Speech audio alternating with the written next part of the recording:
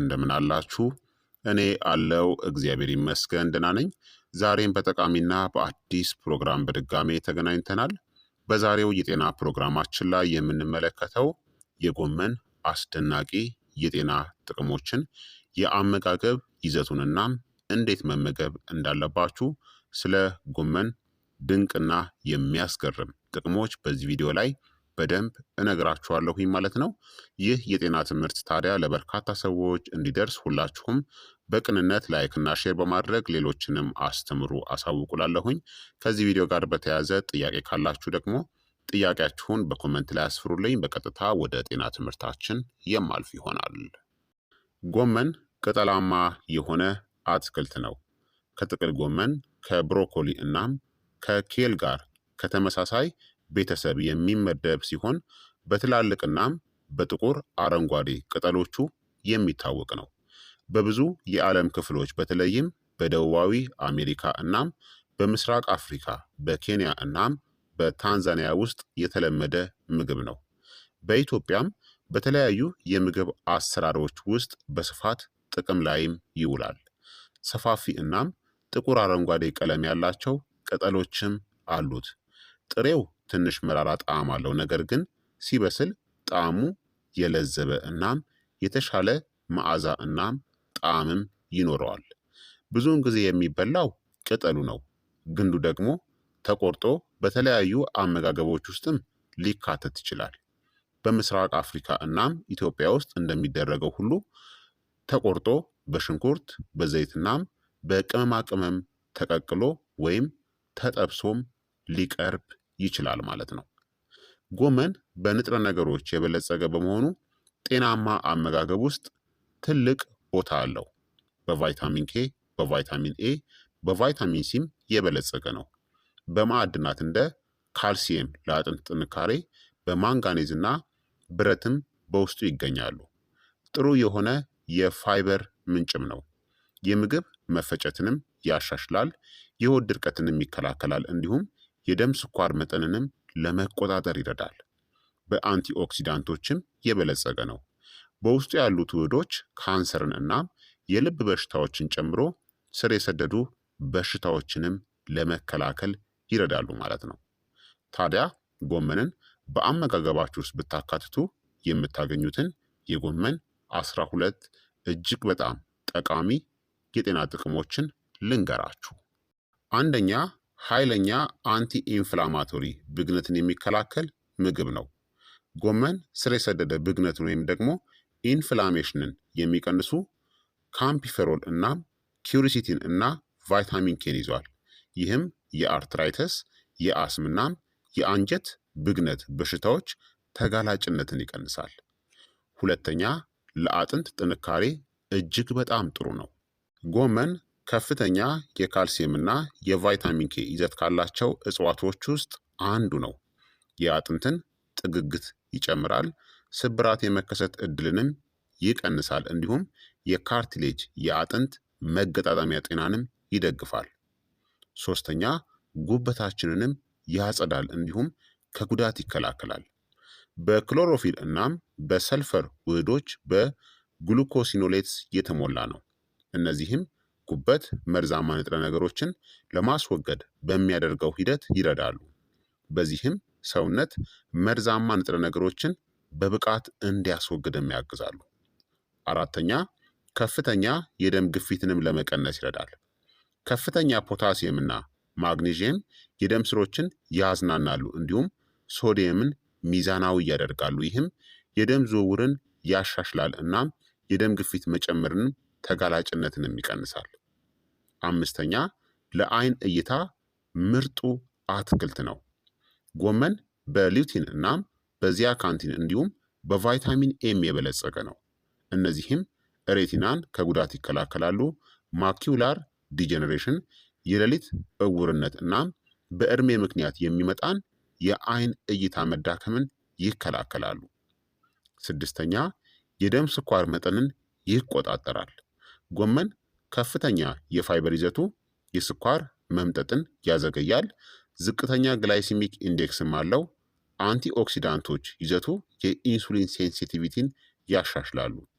ለስኳር ህመምተኞችም በጣም ጥሩ ተጨማሪ ምግብ ነው። ሰባተኛ ጤናማ የምግብ መፈጨትንም ይደግፋል። የጎመን የፋይበር ይዘቱ የአንጀት እንቅስቃሴን ያነቃቃል፣ የሆድ ድርቀትን ይከላከላል፣ ጤናማ የአንጀት ባክቴሪያዎችንም ይመግባል፣ እንዲሁም የሆድ መነፋትንም ይቀንሳል። ስምንተኛ በተፈጥሯዊ የበሽታ መከላከልንም ያጎለብታል።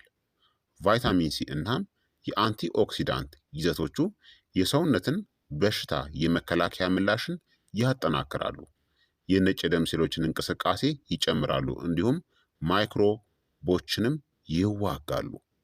ዘጠነኛ የካንሰር ተከላካይ ባህሪያትም አለው። የሰልፈር ውህዶቹ አይዞቲዮ ሲያኔትስ የተባሉ ውህዶችን ያመርታሉ። እነዚህም የተለያዩ የካንሰር አይነቶች ተጋላጭነትን ለመቀነስ ይረዳሉ። የአንጀት ካንሰር፣ የሳምባ ካንሰር፣ የጡት ካንሰር እና የፕሮስቴት ካንሰር። እነዚህ ውህዶች ካርሲኖጅን የካንሰር አምጪ ንጥረ ነገሮችን የሚያስፈልጉ ያደርጓቸዋል። እንዲሁም ዲኤንኤን ከጉዳትም ይከላከላሉ። አስረኛ የልብ ጤናንም ይጠብቃል። ኤልዲኤል ወይም ደግሞ መጥፎ ኮሌስትሮልን ይቀንሳል። ኮሌስትሮልን የሚያጣብቅ የሚሟሟ ፋይበርንም ይዟል። ፍላቮኖይድስ የደም ቧንቧ ብግነትንም ይቀንሳሉ። 11ኛ ብረትንም ለመምጠጥ ይረዳል።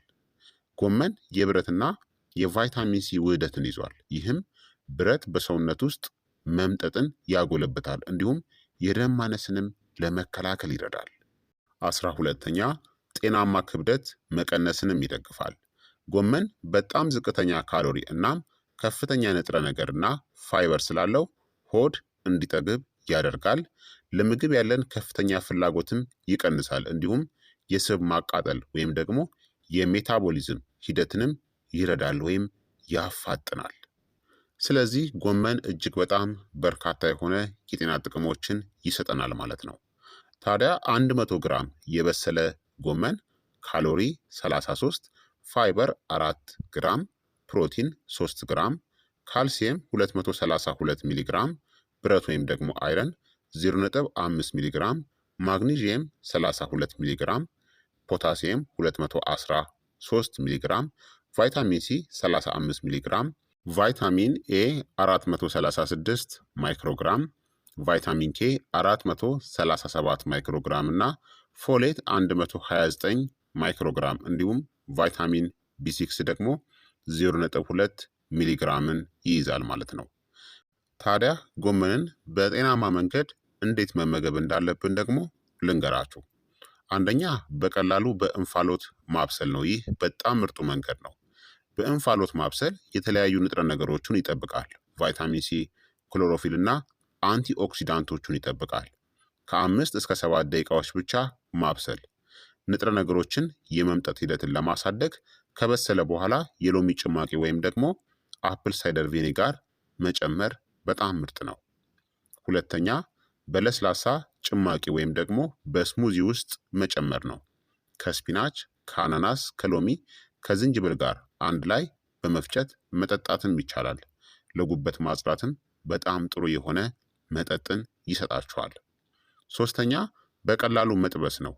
የወይራ ዘይት ወይም ደግሞ የአቮካዶ ዘይት እናም ነጭ ሽንኩርትና ቀይ ሽንኩርትን በመጠቀም መጥበስ ይቻላል።